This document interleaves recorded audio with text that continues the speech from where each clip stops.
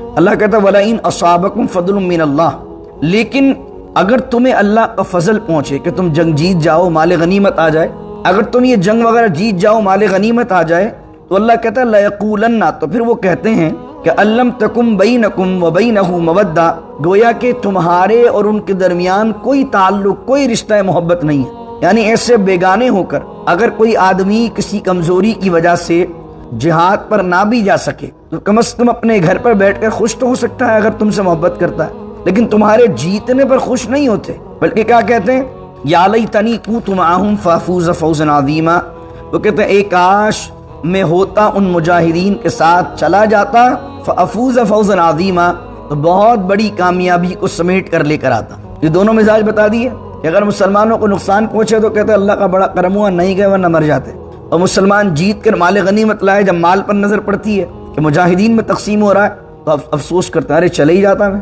اور جا کر میرے ہاتھ میں اتنی ساری چیزیں لگ جاتی ہیں، مجھے بھی انعام مل جاتا۔ فلیقاتل فی سبیل اللہ، اللہ کہتا ہے الذین یشرون الحیات الدنیا بالآخرہ، اور جو لوگ دنیا کی زندگی پر آخرت کی زندگی کو ترجیح دیتے ہیں انہیں چاہیے کہ پھر وہ اللہ کی راہ میں قتال کریں، اللہ کی راہ میں لڑیں، یعنی جن کے نزدیک دنیا کی زندگی سب کچھ نہیں ہے بلکہ جن کا ایمان ہے کہ آخرت کی زندگی اصل زندگی ہے، انہیں چاہیے کہ اللہ کی راہ میں لڑیں۔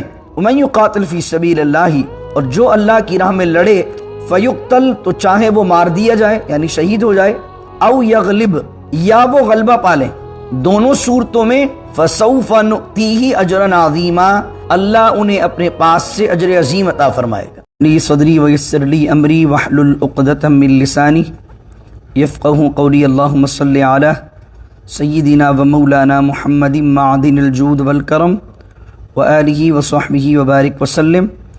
یا ایہا الذین آمنوا خذوا حذرکم فانفروا ثبات او انفروا جمیعا، صدق اللہ مولانا العظیم۔ سورہ نساء کی آیت نمبر 71 ہے اور 5ویں رکوع کے 7ویں رکوع کا آغاز ہے، 5ویں سپارے کے 7ویں رکوع کا آغاز ہے۔ اللہ فرماتا ہے اے ایمان والوں خذوا حذرکم، لو اپنی حفاظت کے سامان۔ حذرہ معنی ہوتا ہے خطرے سے بچاؤ کے لیے جو چیزیں اختیار کی جاتی ہیں اس کو حذر کہتے ہیں۔ اللہ فرما رہا اے ایمان والوں، جب لڑنے کا موقع ہو، جب دشمن کے حملے کا خطرہ ہو تو اپنے لڑنے کا سامان، اپنے حفاظت کا سامان لو۔ اور ایک ترجمہ اس کا کیا گیا اے ایمان والوں ہوشیاری سے کام لو، ایک ترجمہ اس کا یہ کیا گیا اے ایمان والوں اپنے اسلحے، اپنے ہتھیار تیار رکھو۔ فانفروا ثباتن، اور نکلو یا تو چھوٹی چھوٹی جماعتوں کے ساتھ، ٹولیوں کے ساتھ، او انفروا جمیعا، یا پھر جماعت کے ساتھ نکلو کفار سے لڑنے کے لیے۔ اس آیت کے تحت علماء نے لکھا ہے، ایک اور آیت ہے قرآن میں وَأَعِدُّوا لَهُم مَّا اسْتَطَعْتُم مِّن قُوَّةٍ، اور جب تم لڑنے کی باری آئے تو دشمن کے سامنے قوت کا یار رکھو، اور اس آیت میں فرمایا اپنا اسلحہ تیار رکھو۔ تو جنگ جب کسی سے آپ کرتے ہیں تو اس سے پہلے جو چیزیں وہ استعمال کرتا ہے آپ کو اس کا ہم پلہ ہونا ضروری ہے۔ جیسے حضرت ابوبکر صدیق رضی اللہ تعالیٰ عنہ نے جنگ یمامہ میں حضرت خالد بن ولید رضی اللہ عنہ کو لکھا کہ جو چیزیں وہ دشمن استعمال کرتا ہے تم بھی وہی چیزیں استعمال کرو۔ وہ تلوار سے جنگ کرتے ہیں تم بھی تلوار سے کرو، وہ نیزے سے کرتے ہیں تو تم بھی نیزے سے کرو۔ اس آیت کے تحت یہ بھی ثابت ہوتا ہے کہ اس دور میں ٹیکنالوجی کا دور ہے تو تمام مسلمان ممالک کو ایٹمی طاقت بننا ضروری ہے۔ یقیناً پوری دنیا ایک عالمی طور پر جب جنگ و جدال کی بات آتی ہے تو جو لوگ ایٹمی طاقت ہیں وہ یقیناً دنیا کے اندر اپنا ایک مقام رکھتے ہیں۔ تو اس لحاظ سے اللہ نے فرمایا اے ایمان والوں جب تمہیں خطرہ ہو کہ دشمن تم پر حملہ کرے گا تو ہوشیاری سے کام لو اور اپنا اسلحہ لو۔ اس لیے نبی کریم علیہ السلام نے فرمایا مجھے گھڑ سواری اور تیر اندازی، حضور علیہ السلام فرماتے تھے یہ دونوں چیزیں مجھے تم میں بہت پسند ہیں۔ تو حضور علیہ السلام نے تیر اندازی کو پسند فرمایا۔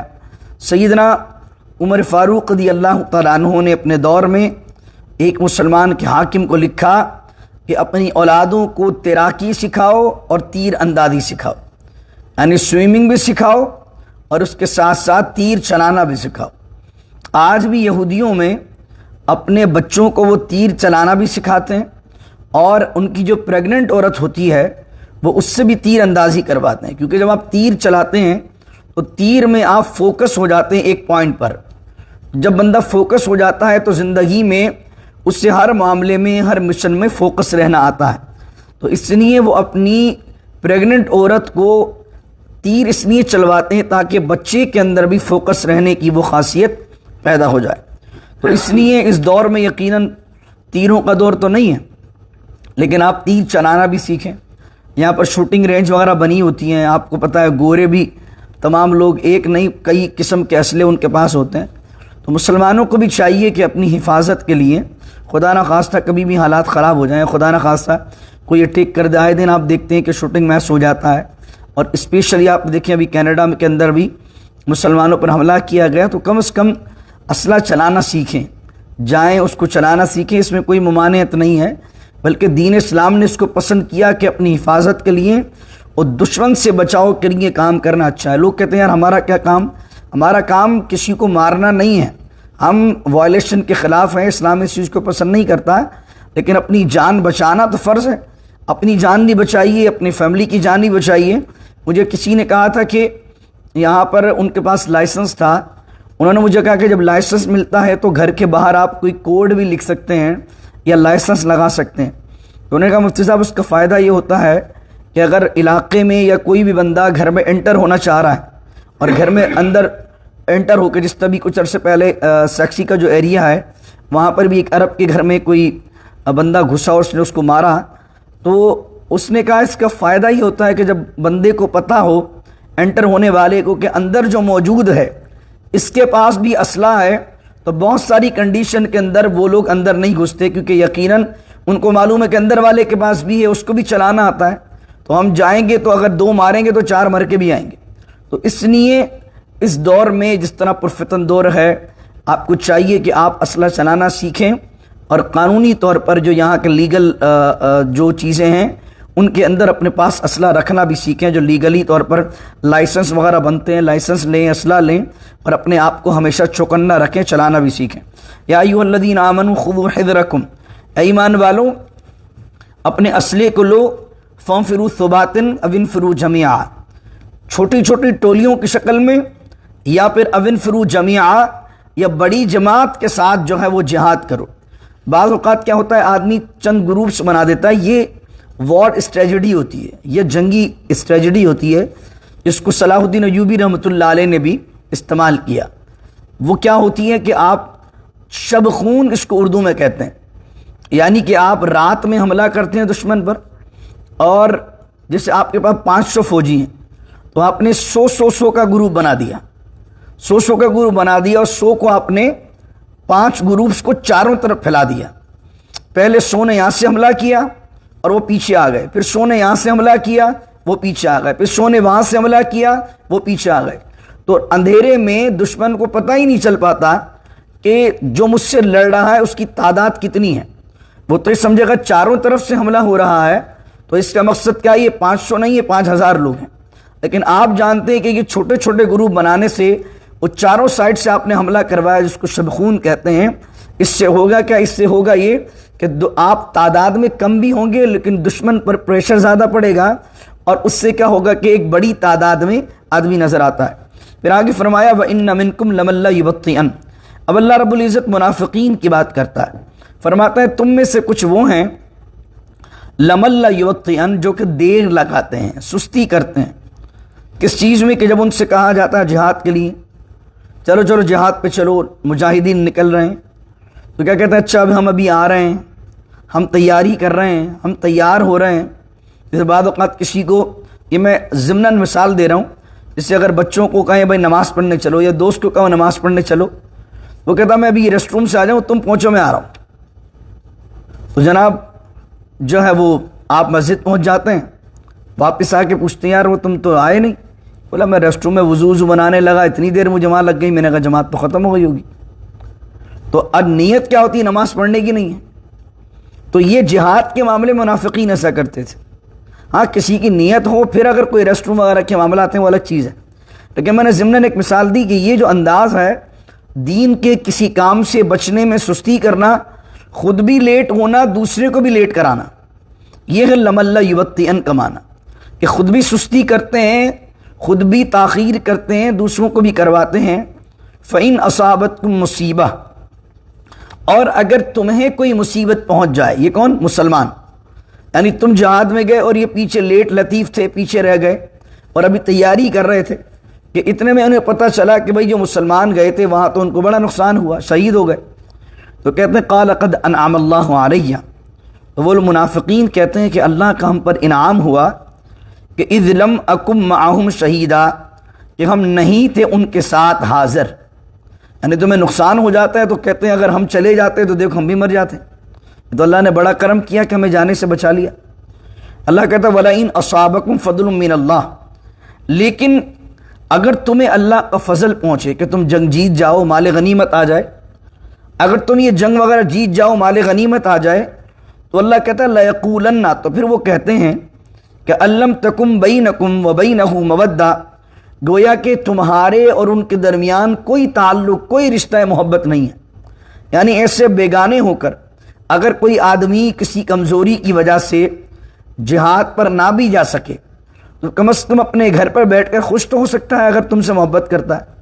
لیکن تمہارے جیتنے پر خوش نہیں ہوتے، بلکہ کیا کہتے ہیں یا لیتنی کنت معہم فافوز فوزا عظیما، وہ کہتے ہیں اے کاش میں ہوتا ان مجاہدین کے ساتھ، چلا جاتا فافوز فوزا عظیما، تو بہت بڑی کامیابی کو سمیٹ کر لے کر آتا. یہ دونوں مزاج بتا دیے کہ اگر مسلمانوں کو نقصان پہنچے تو کہتے ہیں اللہ کا بڑا کرم ہوا، نہیں گئے ورنہ مر جاتے. اور مسلمان جیت کر مال غنیمت لائے، جب مال پر نظر پڑتی ہے کہ مجاہدین میں تقسیم ہو رہا ہے تو افسوس کرتا ہے ارے چلے ہی جاتا میں، اور جا کر میرے ہاتھ میں اتنی ساری چیزیں لگ جاتی ہیں، مجھے بھی انعام مل جاتا. فلیقاتل فی سبیل اللہ، اللہ کہتا ہے الذین یشرون الحیات الدنیا بالآخرہ، اور جو لوگ دنیا کی زندگی پر آخرت کی زندگی کو ترجیح دیتے ہیں، انہیں چاہیے کہ پھر وہ اللہ کی راہ میں قتال کریں، اللہ کی راہ میں لڑیں. یعنی جن کے نزدیک دنیا کی زندگی سب کچھ نہیں ہے، بلکہ جن کا ایمان ہے کہ آخرت کی زندگی اصل زندگی ہے، انہیں چاہیے کہ اللہ کی راہ میں لڑیں. ومن یقاتل فی سبیل اللہ، اور جو اللہ کی راہ میں لڑے فیقتل، تو چاہے وہ مار دیا جائے یعنی شہید ہو جائے، او یغلب، یا وہ غلبہ پالیں. دونوں صورتوں میں فسوف نؤتیہ اجرا عظیما، اللہ انہیں اپنے پاس سے اجر عظیم عطا فرمائے گا. جو مسلمان شروع میں لڑے اور بعد کے اندر آپ دیکھتے ہیں مسلمان دنیا پرستی میں پڑ گئے تو پھر ہارنے لگے. ابتدا کے اندر مسلمانوں کے اندر جب جہاد کیا جاتا تھا دو ہی کانسیپٹ ہوتے تھے، یا تو بچ جائیں گے یا پھر مار دیے جائیں گے. وہ کہتے تھے اگر جیت کر آئے تو غازی، اور اگر وہاں پر مار بھی دیے گئے تو شہید. تو مسلمان یہ سوچتا تھا دونوں صورتوں میں ون ون سچویشن ہے، دونوں صورتوں کے اندر یہ ہم ہی کامیاب ہیں کہ مارے گئے تو اللہ نے کہا جو اللہ کی راہ میں مارے جائیں انہیں مردہ نہ کہو، اور زندہ بچ گئے تو غازی ہیں، اللہ کی راہ کے اندر دوبارہ جہاد کر سکیں گے. نبی کریم علیہ السلام نے فرمایا، حضور کو جہاد اللہ کی راہ میں اتنا محبوب تھا، حضور علیہ السلام نے فرمایا کہ میں چاہتا ہوں کہ میں اللہ کی راہ میں قتال کروں، پھر شہید کر دیا جاؤں، پھر اللہ مجھے زندگی دے میں پھر قتال کروں، پھر شہید کر دیا جاؤں، پھر اللہ مجھے زندگی دے میں پھر قتال کروں، اللہ کی راہ میں شہید کر دیا جاؤں. تو خدا کی راہ میں جہاد کرنا حضور علیہ السلام کو اتنا محبوب تھا. رکوع مکمل ہوتا ہے 2 آیتوں کے بعد، فرمایا وَمَا لَكُمْ لَا تُقَاتِلُونَ فِي سَبِيلِ اللَّهِ، اور تمہیں کیا ہوا ہے کہ تم جہاد نہیں کرتے، قتال نہیں کرتے، لڑتے نہیں ہو اللہ کی راہ میں. والمستضعفین، ان کمزور لوگوں کے لیے، ان مجبور لوگوں کے لیے، من الرجال والنساء والولدان، اور مردوں میں سے اور عورتوں میں سے اور لڑکوں میں سے، بچوں میں سے. یعنی مکۃ المکرمہ مدینہ المنورہ ہجرت ہو گئی، اور مکے کے اندر مسلمانوں کو جو کمزور تھے، مسلمان جو ایمان لے آئے تھے، ان پر ظلم و ستم کے پہاڑ توڑ دیے گئے. تو اللہ کہہ رہا ایمان لانے کی وجہ سے، اللہ کی راہ میں آنے کی وجہ سے جن کمزور لوگوں پر، مردوں میں سے، عورتوں میں سے اور بچوں میں سے جن پر ظلم ہو رہا ہے، تو جن کے پاس طاقت ہے مسلمانوں کے پاس، وہ ان بچوں کے لیے، وہ ان بوڑھوں کے لیے، وہ ان کمزوروں کے لیے کیوں نہیں لڑتے اللہ کی راہ میں؟ اور حالانکہ وہ کمزور لوگ مردوں میں سے، عورتوں میں سے اور لڑکوں میں سے، بچوں میں سے، وہ لوگ دعا کیا کرتے ہیں؟ یہ دعا یاد رکھ کر لیجئے، یہ قرآن دعا آ رہی ہے، الذین یقولون، وہ کمزور لوگ دعا کرتے ہیں، ربنا اخرجنا من هذه القرية الظالم اهلها واجعل لنا من لدنك وليا واجعل لنا من لدنك نصيرا۔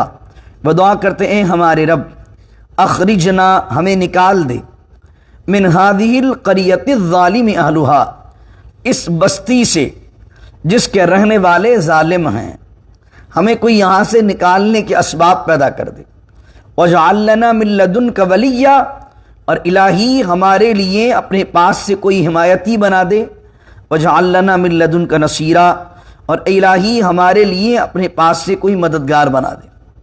اب یہ دیکھ لیجئے کہ روہنگیا ہو، برما ہو، کشمیر ہو، فلسطین ہو، جہاں جہاں پر بھی مسلمانوں پر ظلم ہو رہا ہے اسلام کی وجہ سے، جہاں جہاں مسلمانوں پر کفار چڑھ دوڑے ہیں، اور صرف اس وجہ سے کہ مسلمان ہیں، اسلام کی وجہ سے، جیسے کہ ابھی ریسنٹلی فلسطین میں آپ نے دیکھا، تو جہاد کن پر فرض ہے؟ ان حکومتوں پر فرض ہے کہ جن حکومتوں کے پاس لڑنے کی طاقت ہے۔ ایسا نہیں ہے کہ مسلمان 4 ہیں اور کافر 400 ہیں تو یہ 4 پر فرض ہو گیا۔ جہاد کے بھی احکامات جب علماء نے لکھے، اس کی فرائض کی شرائط ہیں، اس کے فرض ہونے کی، وہ شرائط میں کیا ہے کہ ہم پلہ ہونا چاہیے، ایسے لوگ ہوں مسلمانوں میں سے لڑنے والے جو لڑیں تو کم از کم ہم پلہ ہوں طاقت کے لحاظ سے بھی۔ تو جو مسلمان ممالک اتنی طاقت رکھتے ہیں، انہیں یہ جو ممالک کے میں نے نام لیے، ان ممالک میں جن مسلمانوں پر ظلم و ستم ہو رہا ہے، جن ممالک کے اندر مسلمانوں کو ان کے گھروں سے نکالا جا رہا ہے، جن ممالک کے اندر مسلمانوں کی عورتوں کے ساتھ زیادتیاں کی جا رہی ہیں، ہمارے بچوں کو مارا جا رہا ہے، ہمارے مردوں کے ساتھ ظلم و ستم کیا جا رہا ہے، تو اس وقت جتنے مسلمان ممالک ہیں ان سب پر لازم ہے جو طاقت رکھتے ہیں کہ وہ اللہ کی راہ میں قتال کریں، ان بے بس لوگوں کے لیے، ان مجبور لوگوں کے لیے۔ اسلام کا فلسفہ قتال کیا ہے؟ فلسفہ جہاد کیا ہے؟ اسلام چاہتا ہے دنیا میں امن قائم کرنا، اور جو لوگ کمزور کو دبائیں گے، اسلام یہ حکم دیتا ہے کہ ان ظالموں کو گریبان سے پکڑا جائے، ان کے ساتھ قتال کیا جائے، تاکہ دنیا سے ظلم و ستم کا خاتمہ ہو۔ یہ جو ایک مغرب نے، آپ نے دیکھا، جہاد کے لفظ کو، قتال کے لفظ کو ایسا بنا دیا جیسے قتال کا معنی ٹیرر ہے یا ٹیررزم ہے، حالانکہ اسلامی قتال کا ٹیررزم سے کوئی واسطہ نہیں۔ اسلامی قتال کیا کہتا ہے؟ اسلامی قتال یہ کہتا ہے کہ جہاں جہاں ظالم کسی مظلوم پر ظلم کر رہا ہے تو جس کے پاس طاقت ہے اسے چاہیے کہ ظالم کا ہاتھ روکے۔ اور یہ آیت اس چیز کے اندر یہ ہے کہ جو مسلمان اس وقت حاکم بنے بیٹھے ہیں، عرب کی دنیا سوئی پڑی ہے، تمام مسلمان ممالک اپنے اپنے چکروں میں لگے ہوئے ہیں، اور کوئی ان غریب مسلمانوں کی، مظلوم مسلمانوں کی اور مجبور مسلمانوں کی، جو کمزور ہیں، جن پر ظلم و ستم کفار کا ہے، ان کے لیے کوئی بات کرنے والا بھی اس دنیا میں نہیں ہے۔ قتال تو بڑی دور کی بات ہے۔ اللہ ہمیں صلاح الدین ایوبی رحمۃ اللہ علیہ جیسے حاکم عطا کرے، محمود غزنوی، محمد بن قاسم اور حضرت عمر فاروق رضی اللہ تعالیٰ عنہ جیسا ان کے نقش قدم پر چلنے والا حاکم ہمیں نصیب کرے کہ مسلمان پھر عروج پر آئیں، اللہ اسلام کو عزتیں عطا فرمائے۔ اسی پہ دعا کریں، اللہم اعز الاسلام والمسلمین واذلت المشرکین والظالمین والغاصبین۔ پھر اللہ فرماتا ہے، رکوع مکمل ہوتا ہے، الذین آمنوا یقاتلون فی سبیل اللہ، اور جو ایمان والے ہیں، یقاتلون فی سبیل اللہ، وہ قتال کرتے ہیں تو اللہ کی راہ میں کرتے ہیں، والذین کفروا یقاتلون فی سبیل الطاغوت، اور جو کفر کرنے والے کافر ہیں وہ لڑتے ہیں تو طاغوت یعنی شیطان کی راہ میں لڑتے ہیں، یعنی ایمان والے لڑیں گے تو مظلوم کی حمایت میں لڑیں گے، اور کافر اگر لڑے گا تو کافر لڑے گا شیطان کی حمایت میں، کفر کے نظام کے لیے، ظلم کو بڑھاوا دینے کے لیے۔ تو اللہ کہتا ہے فقاتلوا اولیاء الشیطان، تو لڑو شیطان کے دوستوں سے۔ کم ہمت نہ ہو جاؤ، پست نہ ہو جاؤ، جذبہ رکھو. اگر کوئی تم سے لڑتا ہے تو دین کے خاطر کسی کو تمہیں بچانا ہو تو تمہیں بھی لڑنا چاہیے، تم میں بھی قتال فی سبیل اللہ کا جذبہ ہونا چاہیے. پھر اللہ کہتا ہے ان کید الشیطان کان ضعیفا، بے شک جو شیطان کی چال ہے وہ بہت کمزور چال ہے. یعنی اگر تم اللہ کی مدد کے ساتھ، نصرت کے ساتھ میدان میں کودو گے تو یہ جتنی شیطان کی چالیں ہیں، جتنی ان کی پلاننگ ہے، جتنی ان کی اسٹریٹجی ہے، تم کودو گے میدان کے اندر تو اللہ رب العزت تمہارے اوپر کرم فرمائے گا. وہ ہمارے رضوی صاحب وصال ہو گیا کہا کرتے تھے اکثر بیانات کے اندر، کہتے تھے دعا نہیں دوا بھی کرنی چاہیے. ان اللہ لا یغیر ما بقوم حتی یغیروا ما بانفسہم. جہاں مذاکرات سے مسئلے حل نہیں ہوتے وہ کہتے تھے کہ تم چاہتے ہو کہ بدر کی طرح اللہ فرشتوں کی مدد بھیجے تو بدر کی طرح پہلے میدان میں تو اترو. میدان میں اترے بغیر گھروں پر بیٹھے بیٹھے ایسی کے اندر آفس میں بیٹھے بیٹھے کیا مدد آئے گی؟ مدد تو تب آئے گی جب صاف نیت کے ساتھ ظلم کا خاتمہ کرنے کے لیے جب اللہ کے والے میدان میں اٹھیں گے اور میدان میں کھڑے ہوں گے اور طاغوت کا سر کچلنے کے لیے کھڑے ہوں گے تو اللہ رب العزت اپنی خاص تائید اور اپنی خاص نصرت بھیجے گا اور فرشتوں کے ذریعے اللہ تعالیٰ مسلمانوں کو عزتیں عطا فرمائے گا. تو آج یہ آیات جو ہیں وہ یقیناً نہ ان پر گفتگو ہوتی ہے، نہ ان پر بات ہوتی ہے. جو میں نے آیات آپ کے سامنے پڑھی، نہ اس پر کوئی بات کرنے والا ہے. بات کر لی جائے تو کوئی نہ کوئی اٹھا کے لے جاتا ہے. تو یہ بالکل ان آیتوں کو ایک الگ کانٹیکسٹ میں بیان کر دیا جاتا ہے. تو ہمیں چاہیے کہ ہم اس ذہنی لحاظ سے جو قرآن نے بیان کیا کہ کم از کم اپنے بچوں کو یہ چیزیں سکھائیں. کیا چیزیں سکھائیں؟ اس طرح میں نے کہا سوئمنگ سکھائیں، ان کو جو ہے وہ اپنے بچوں کو تیر اندازی سکھائیں. یہ جو چیزیں فن کی چیزیں ہیں جس میں مہارت ہوتی ہے اپنے ڈیفنس کی آدمی کو، جس میں آدمی اپنی فیملی کو پروٹیکٹ کر سکے، کمزوروں کو پروٹیکٹ کر سکے، مظلوموں کو پروٹیکٹ کر سکے، اپنی ذات کو دشمن سے پروٹیکٹ کر سکے، یہ چیزیں ہمیں اپنے بچوں کو سکھانا چاہیے. کیونکہ یہ آپ بات یاد رکھ لیجئے، جو حالات چل رہے ہیں یہ حالات اس قابل نہیں ہیں کیونکہ ہم ہاتھ پر ہاتھ دھرے بیٹھے رہیں.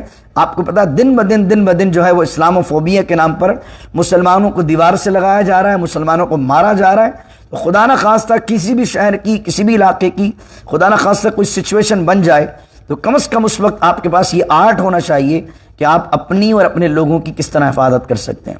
بسم اللہ الرحمن الرحیم. الحمدللہ رب العالمین والصلاة والسلام على اشرف الانبیاء والمرسلین. ربنا ظلمنا انفسنا وان لم تغفر لنا وترحمنا لنكونن من الخاسرین.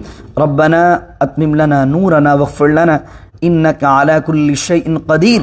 اللهم اعز الاسلام والمسلمین، اللهم اعز الاسلام والمسلمین واذلة المشركين والظالمين. ربنا ولا تحملنا ما لا طاقة لنا به واعف عنا واغفر لنا وارحمنا أنت مولانا فانصرنا على القوم الكافرين. إن الله وملائكته يصلون على النبي يا أيها الذين آمنوا صلوا عليه وسلموا تسليما. اللهم صل على سيدنا ومولانا محمد معدن الجود والكرم وآله وصحبه وبارك وسلم. سبحان ربك رب العزة عما يصفون والسلام على المرسلين والحمد لله رب العالمين. لا إله إلا الله محمد رسول الله.